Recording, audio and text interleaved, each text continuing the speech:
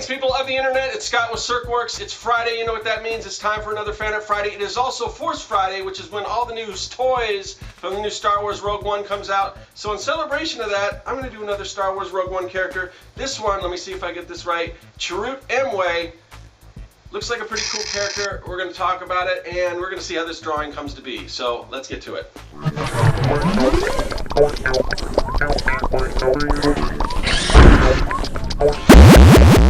Okay, so back with my third Rogue One character. This time around, it is Chirut Imwe, who is played by Donnie Yen. And if you guys are familiar with the Ip Man series, you might know him.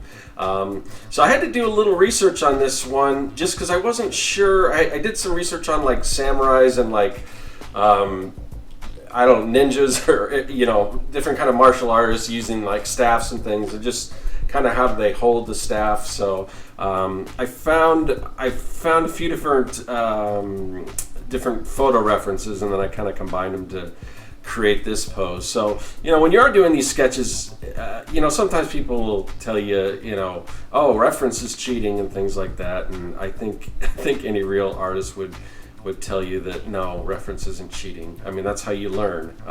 And I am not a martial artist, so I had to kind of look that up to kind of get somewhat of a realistic pose of, I guess I could have got out there, like picked up like a broomstick or something like that and took photographs and stuff. And that'll work too, but I wouldn't really know what I'm doing. So I looked to some photos to find people that actually do look like what they're doing. So, but anyway, so kind of getting the basic gesture out and then starting to fill in all the details. And like a lot of characters from Star Wars, some of the clothing is kind of pretty basic, where they've got like robes. Now this character isn't a Jedi and doesn't really wield the Force, but he is sort of a believer and a follower of the Force.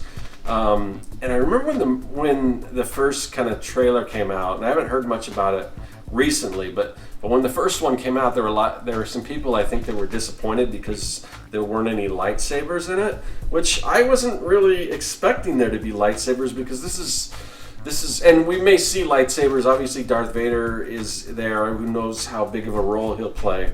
But I don't, I would think if the Jedis are extinct, or the few that are still living or in hiding, they're probably not going to be brandishing, lightsabers all around. So I thought it was a good choice to have him sort of, hold the staff, and especially since he isn't a Jedi, but definitely, like I said, a believer in the Force and everything. And it'll be interesting to see someone kind of, from that angle, because however you want to look at Star Wars, obviously you've got the what they kind of introduced in the prequels with the midi-chlorians and things like that. Or if you just believe that the Force is an energy field, kind of like that. That's the way I like to look at it. But either, in any case, we know that some people are more Force sensitive than others, but to kind of what extent? I mean, I like the idea of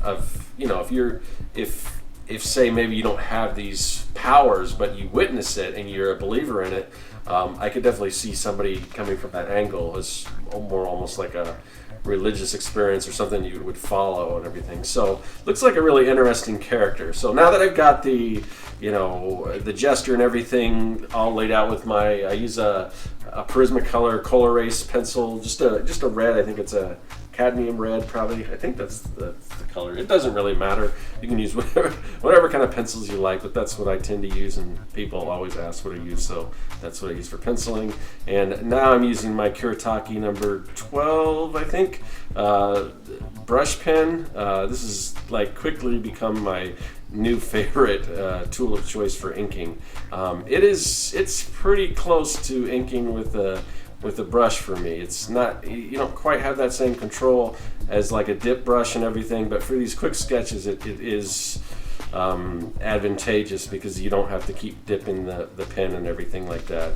And I wouldn't use it like if I was going to fill in a lot of dark blacks and everything. I wouldn't do that, but I think I was going somewhere earlier and then I got sidetracked. But I was talking about the clothing and everything, and they do kind of have those Jedi robes, but it looks like he's got some sort of tech. I don't know. And I don't know if a lot of this stuff is just surface elements when you Boba Fett's got all this cool stuff, and of course, if you look deeper into it, like with all the like the DK books that come out where they show every little thing and what it does. But as far as if you're just looking at the movies, a lot of that stuff isn't explained what it is, what the function is, and everything like that.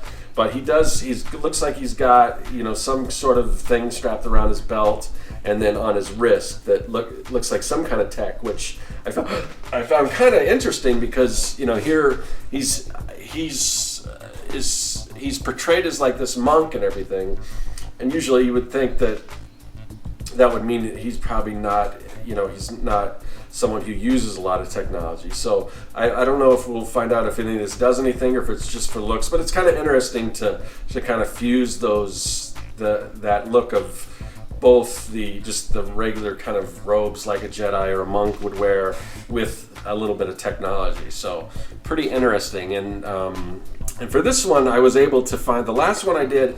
I wasn't able to find like an action figure to kind of model off of. Not that I own the action figure, but even online. But now that because today is Force Friday, and that's when all the action figures come out. So now, for the last one that came out, there may be, I don't know if there's I haven't seen anything online recently. They've been releasing some new stuff. But for Saw Gerrera, the one I did last week, where I kind of had to go off of a pop vinyl, this one was a little easier. Plus, there's more shots, full body shots in the trailer, where he's kind of walking and he says, "I fear nothing, all as the Force wills it," and everything, which is a pretty cool line. But yeah, this looks like a really cool character. So I mean, there's so many interesting characters, and some that we don't really get too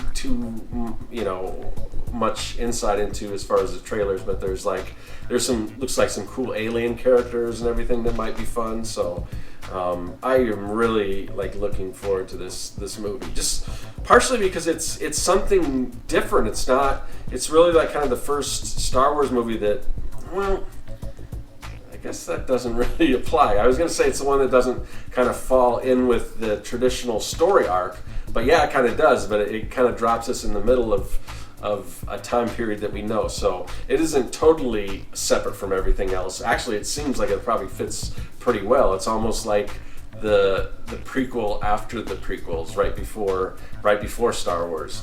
But it is, but it's, in saying that, it is different because it's all these new characters, and basically, I mean, there's certain characters that we know kind of from Star Wars, like Mon Mothma, who leads the Rebel Alliance, and then I think Bail Organa is in it. So who knows if we'll get anything with Princess Leia, as a Well, I guess she would be.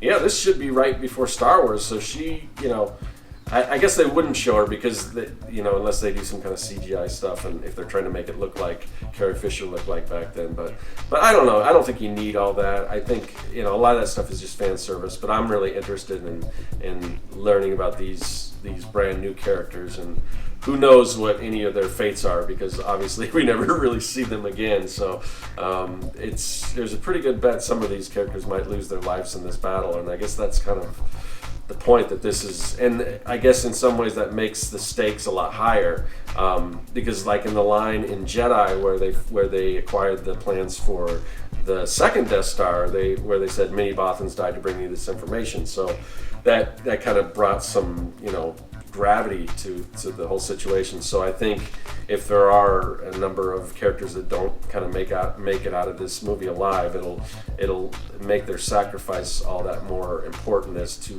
what their goal was to achieve, to get these Death Star plans, which ultimately destroyed the first Death Star. So anyway, hopefully you guys are excited as me. I just, I'm trying to not think about it too much because it's getting close, though. It's